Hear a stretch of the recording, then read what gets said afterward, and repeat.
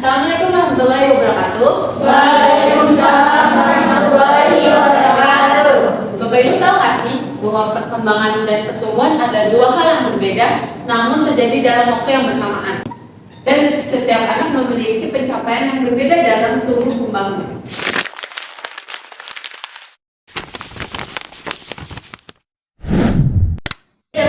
Pertumbuhan adalah pertambahan yang dapat terukur pada tubuh manusia. Adapun aspek-aspeknya seperti bertambahnya tinggi badan atau panjang badan, terus berat badan, dan bertambahnya lingkar kepala. Selanjutnya ada perkembangan. Perkembangan itu bertambahnya susunan dan fungsi tubuh menjadi lebih kompleks. Pada perkembangan terdapat beberapa aspek. Yang pertama ada kemampuan motorik halus berupa gerakan kecil seperti menggambar, memegang benda-benda kecil, dan menggunakan pensil atau gunting. Yang kedua ada kemampuan motorik kasar berupa gerakan besar yang melibatkan otot-otot besar pada tubuh seperti berlari, melompat, dan mengayuh sepeda. Yang ketiga ada kemampuan bicara dan bahasa. Pada tahap ini anak mengembangkan kemampuan bahasa mereka dengan menggunakan kata-kata. Lalu selanjutnya ada kemampuan sosialisasi. Pada tahap ini anak belajar berinteraksi dengan teman sebaya mereka serta mengembangkan keterampilan sosial seperti bekerja sama. Yang kelima ada kemandirian anak. Pada kemampuan ini anak belajar mengerjakan tugas-tugas mereka sehari-hari secara mandiri, seperti makan sendiri, mandi sendiri, dan berpakaian sendiri. Lalu yang keenam ada kemampuan kognitif. Anak mulai mengenal huruf, angka, bentuk, serta warna, dan mulai juga mengembangkan keterampilan berpikir secara logis. Yang ketujuh ada kontrol emosi. Anak mulai belajar mengenali dan mengelola emosi mereka. Dan yang terakhir ada kreativitas. Anak mulai mengeksplorasi kreativitas mereka melalui bermain, membuat seni, dan berimajinasi. Selanjutnya ada faktor-faktor yang mempengaruhi tumbuh kembang anak. Terdapat dua faktor yang mempengaruhi tumbuh kembang anak, yaitu ada faktor internal dan faktor eksternal. Faktor internal itu berupa ras atau etnis, lalu ada kromosom, ada kelainan, lalu ada genetik, umur, dan jenis kelamin. Yang kedua ada faktor eksternal. Faktor eksternal itu berupa gizi asupan pada saat ibu hamil, lalu ada infeksi pada saat ibu hamil, lalu kondisi psikologis pada ibu hamil, lalu ada komplikasi pada saat persalinan, lalu obat-obatan, dan ekonomi. Selain itu, anak memiliki kebutuhan dasar lain dalam tumbuh kembangnya yang meliputi asuh, asi, dan asa. Yang pertama itu ada asuh yang meliputi kebutuhan nutrisi, kebutuhan imunisasi, kebutuhan kebersihan tubuh, lingkungan, pakaian, pemeriksaan kesehatan, pengobatan, beraktivitas, bermain, beristirahat, dan berolahraga. Lalu yang kedua itu ada ASI yang meliputi menciptakan rasa aman dan nyaman untuk anak, diperhatikan minat dan bakat anak, lalu mencontohkan kepada anak dengan membantu anak, lalu menghargai anak, memotivasi anak, dan mendidik anak dengan penuh kebahagiaan.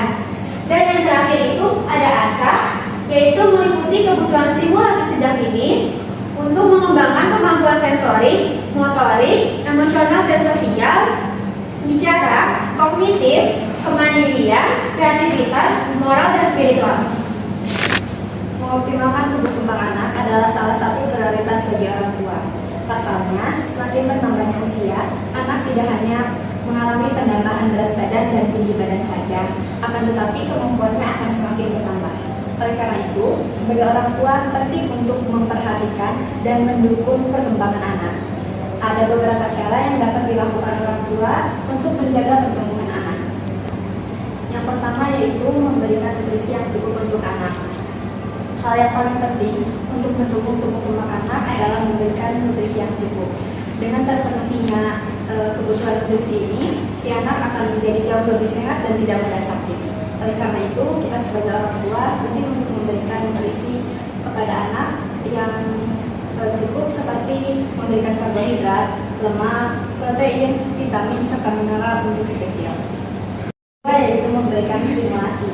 Memberikan stimulasi yang tepat sangat penting untuk mendukung keterampilan fisik si kecil.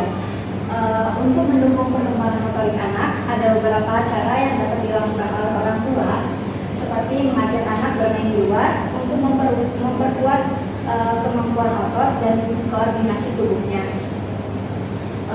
Anda juga dapat memberikan mainan yang mendukung seperti memberikan puzzle, balok susun, atau bermain sepeda roda 3.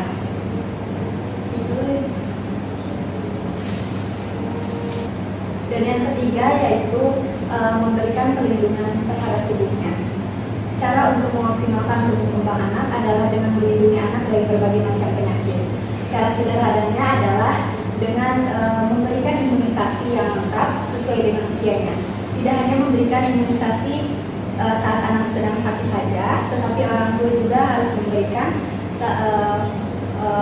memberikan imunisasi untuk mendukung pertumbuhan dan perkembangan anak yang sehat. Yang keempat itu ada memberikan cinta dan perhatian. Selain kita memberikan nutrisi kepada anak, kita memberikan cinta dan perhatian kita kepada anak. Seperti kita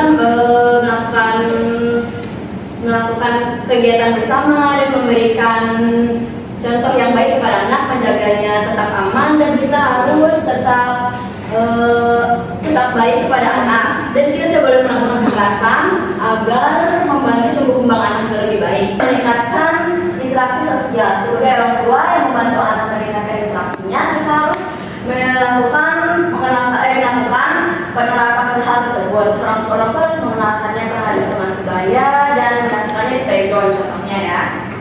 Agar anak kita mempunyai teman-teman yang banyak dan bisa beraktivitas dengan baik.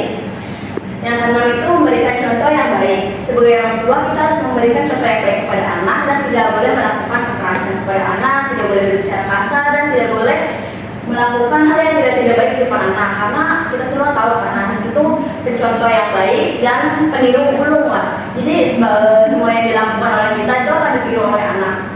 Maka dari itu kita sebagai orang tua harus melakukan hal yang baik-baik.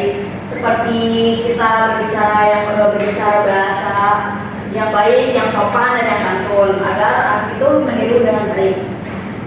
Terus yang ketujuh itu mendukung anak secara keseluruhan. Orang tua sebaiknya perlu mendukung anak secara keseluruhan, misalnya memperhatikan pendidikannya, kesehatannya, mentalnya, dan emosional sosialnya. Selanjutnya ada cara untuk mengukur tumbuh kembang anak. Adapun beberapa caranya, yaitu yang pertama kuesioner screening perkembangan KPSP. Ini dilakukan untuk mengetahui tes ini dilakukan untuk mengetahui apakah ada perkembangan yang normal atau tidak pada tumbuh kembang anak. Biasanya dilakukan pada usia 3 sampai 72 bulan. Alat-alat yang digunakan biasanya berupa pensil atau alat tulis, formulir KPSP, terus bola tenis, perincinan, kubus, kismis, kacang, tanah, dan potongan.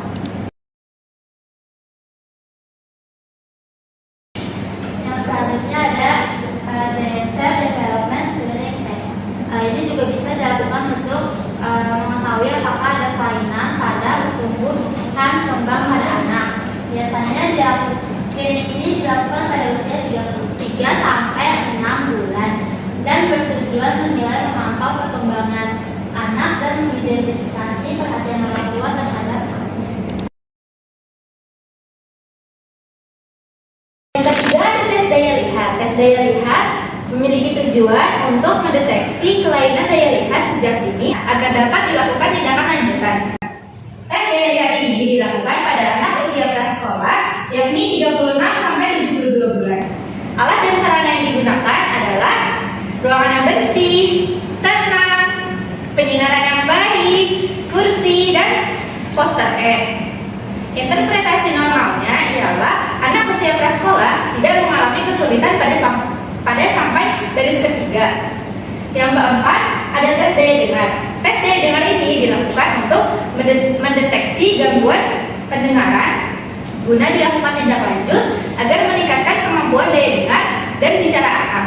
Tes daya dengar ini dilakukan pada anak usia di bawah 12 bulan tiap 3 bulan dan 12 bulan tiap 6 bulan.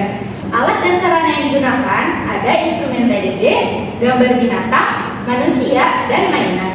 Interpretasinya, apabila terdapat satu atau lebih jawaban tidak, maka kemungkinan anak tersebut mengalami gangguan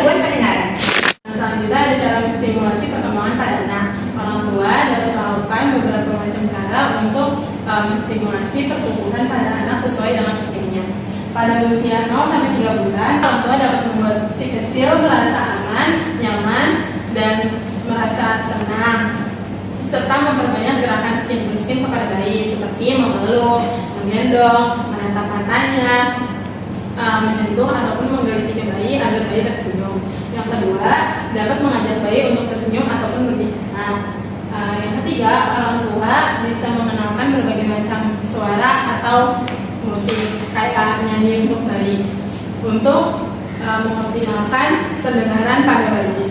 Yang keempat, orang tua dapat menggerakkan atau menggantung benda berwarna mencolok di depan bayi atau di atas box bayi. Yang kelima, orang tua dapat merangsang bayi agar bayi mampu untuk meraih atau memegang mainannya. Pada usia 4 sampai 6 bulan, orang tua bisa mengajak bayi untuk melakukan permainan celuturan. Yang kedua, mengajak bayi untuk melihat wajah bayi di depan cerminnya. Yang ketiga, mengajak bayi untuk bergerak seperti berkurang, terentang, atau mengajak bayi untuk berbolak balik kanan kiri. Yang keempat, mengajak bayi untuk menyentuh tekstur yang berbeda, kayak orang tuanya memberikan sensori play kepada bayi. Yang kelima, mengajak bayi untuk berguling. Pada usia 7 sampai dengan 9 bulan, orang tua bisa memberikan perintah sederhana seperti memerintah bayi untuk melempar bola. Yang kedua, dapat mengajak bayi untuk bersalaman atau bertepuk tangan. Yang ketiga, mengajak bayi untuk membaca buku cerita. Yang keempat, orang tua bisa memberikan berbagai macam permainannya seperti benda yang bisa dimasukkan ke dalam wadah atau benda yang bisa dimasukkan ke dalam lubang tertentu agar si bayi bereksplorasi. Yang kelima, membantu bayi untuk merangkak dengan posisi lutut dan tangannya.